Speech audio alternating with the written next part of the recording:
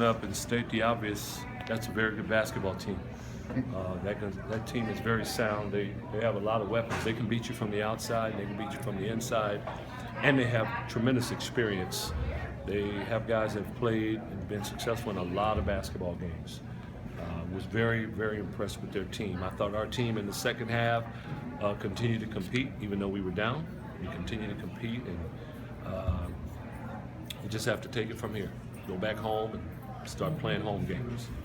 How tough was their run early on that? I think it was like 3-6, and it seemed like you guys could just never sort of come back from that. No, we talked about it. We allowed Jordan Matthews to get away from us, and he hit a few threes that really sparked them and opened things up in that first half, and that kind of got it going. You know, it was kind of a feel each other out first few minutes there. No one was getting away really, and we had a ton of layups. I mean, I was really impressed. Our guys against that front line had 29 offensive rebounds.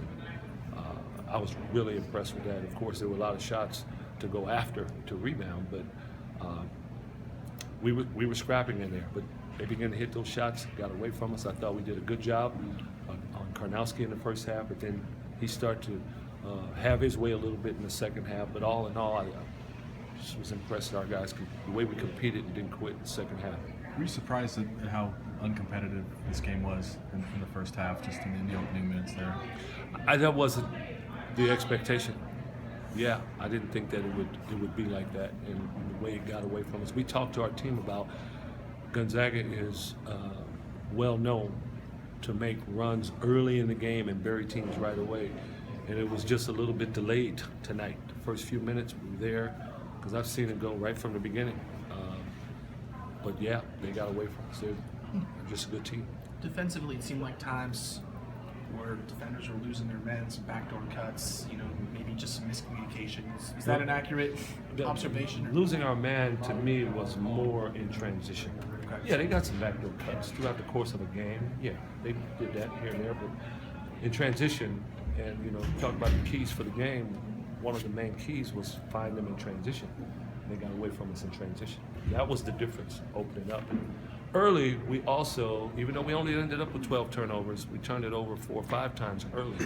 And I think they scored, in the first half, they had 16 points off of turnovers. But we did better in the turnover time. It just was the turnover area. They were untimely in the first half. How would you describe the way you guys ran your offense, and especially in the first half?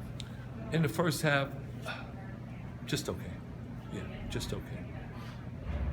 We still missed a lot of layups, but just okay.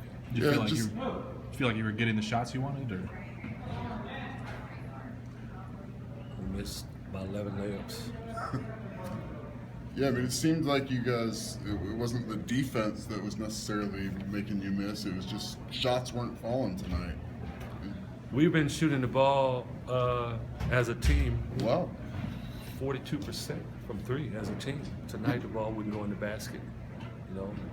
We had looks. So between open threes and with a good shooting team, 3-point shooting team, and a bunch of layups missing, I take those. I take those. How about Markel? Obviously struggled shooting the ball early on, but he still found ways to affect the game. Yeah. Misses a shot and then hustles down and gets the block. I think he was double-digit rebounds tonight. Yeah. Is that a typical effort out of Markel? I mean, Yeah. is he a guy that always finds a way to leave his footprint on a basketball game? Yeah, he does. He does. He's pretty versatile guard. His size, he does a lot of things on the floor. Lorenzo, I know you're talking a lot the missed layups, had some open shots, and the way you're sounding, it sounds like you think you guys are close, but I think the eye test kind of says it looks like you guys are pretty far away. What would you assess it if you had to look at it and say, is it a long way to go, or are you almost there? I'd say let's talk in 2 weeks after we played a few more games.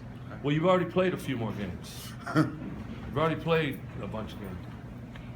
Let's talk. Been in a position. Let's see in a couple weeks. This game tonight we played a very good team. This is not a reflection of what our season is about to be. I'll tell you that. Okay. What did you see the improvements come in like in the offensive side of it, or just how? do you Before see the tonight, we had been seeing improvements. Yeah, tonight, like I said, in the first half, there we took some steps back in finding guys. But I know what we've been seeing here lately, and Gonzaga is just too good a team to make mistakes on. It's too good a team to make you pay for it. Is that just a cramp for Markel? Yeah, that's all. Yeah. I was surprised to see him come back in the game. Happy to, but surprised to. Yeah. It's pretty good. Yeah, Trying to. his effort. I mean, you guys, 6 minutes to go. It's a 30-point ball game. He's out there flying around, high-fiving his kids. I mean, Yeah. Is he just like a gym rat? I mean, is he just He is. He loves loves the to game? play. He loves to play. And again, I've commended our guys. Carlos Johnson came in there in the second half and just competed like crazy. Noah Dickerson competed. We were down like we were in the first half, and that's what we're going to take away from this game. The way that we stuck together and competed in the second half. No consolation. Doesn't give us a victory. You're asking if we're any good based on how we played. Yeah, all of that looked like that. But the way we competed, and then we saw in the last game, it was the first part of the game. We're putting this stuff together. It's coming together. Is there a guy or two that you can sort of point to that kind of provides that energy and that leadership to continue to compete in a game when it's kind of out of hand? Well, tonight, Noah Dickerson, Malik Dime in the second half woke up and started to really compete as well. Carlos Johnson, Markel, those guys they were competing out there tonight when the chips were down. So I don't see why they stopped.